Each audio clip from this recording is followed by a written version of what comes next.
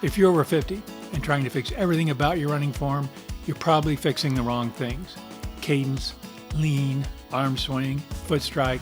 Individually, they all matter. But here's the truth most runners never hear. Form doesn't improve piece by piece. It improves as a system. And today, we're going to put that system together. Hi, I'm Ralph, and welcome to the Ageless Runner. This is episode 8, and the final episode in my Running Form After 50 series.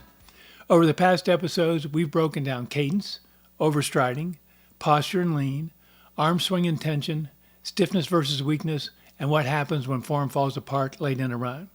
Today is about integration, what to fix first, what to stop worrying about, and how to progress without overloading an aging body. Let's start with a reality check. Most runners over 50 don't lose fitness first. They lose mechanical resilience. As we age, tendons stiffen, neural signaling slows, strength fades unevenly, and recovery takes longer. So the body adapts. It shortens stride, it adds tension, it compensates, and suddenly the form you think you're choosing is actually the form your body is defaulting to under stress. And here's where runners get stuck.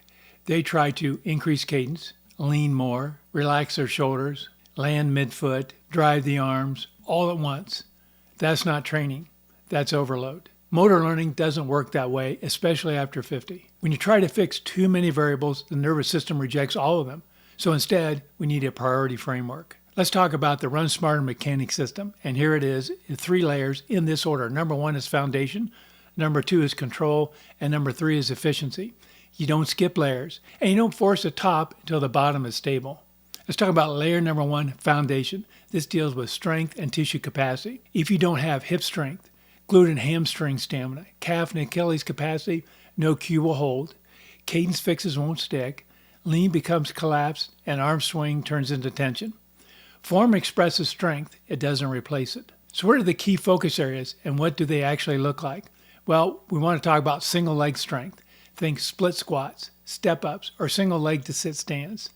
Hip stability, exercises like side-laying leg raises, banded lateral walks, or single leg balance work. Or ankle and calf loading, do calf raises, both straight and bent knee, and controlled hill walking or running. If this layer is weak, stop chasing form cues. Layer number 2 is control, dealing with posture, cadence, and overstride. Now, once strength exists, control comes next. This is where most runners should spend their attention, not chasing speed, not copying elite runners, just reducing unnecessary braking and collapse. Key priorities include tall, stacked posture, cadence that matches pace, and avoiding overreach at contact. Remember, you don't force cadence. You allow it to rise as strength and posture allow.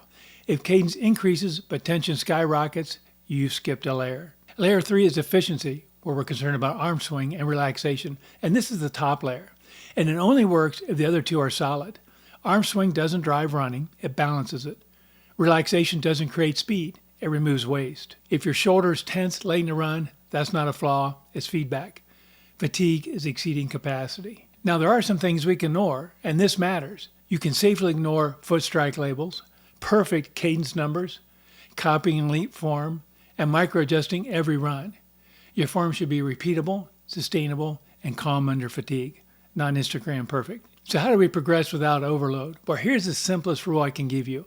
1 focus per phase. And by phase, I mean a block of training, usually 2 to 4 weeks, where one priority gets most of your attention, where everything else stays maintenance level. Examples would include 3 to 4 weeks focused on strength, followed by 2 to 3 weeks lightly layering posture cues, paying attention to stacked posture, for example. Then occasional efficiency reminders. Remember, older runners don't lose adaptation quickly, but we overload fast. Progression should feel boring. That's how you know it's working. If it feels exciting every week, you're probably changing too much. Now, running form after 50 isn't about fixing flaws. It's about supporting the system, reducing stress, and letting efficiency emerge. Form is not something you do, it's something your body earns. Now, if you've watched this entire series, thank you. This is the final episode in Running Form After 50, but it's not the end of the conversation. Go back and rewatch the episodes that hit closest to home. Apply one change at a time. And if this framework helped you run smarter, longer, and with less pain, please like the video, subscribe to the channel, and share it with another runner who's trying to fix everything at once. Because staying ageless isn't about running harder, it's about running smarter. Again, I'm Ralph, the Ageless Runner. Thank you for being here today.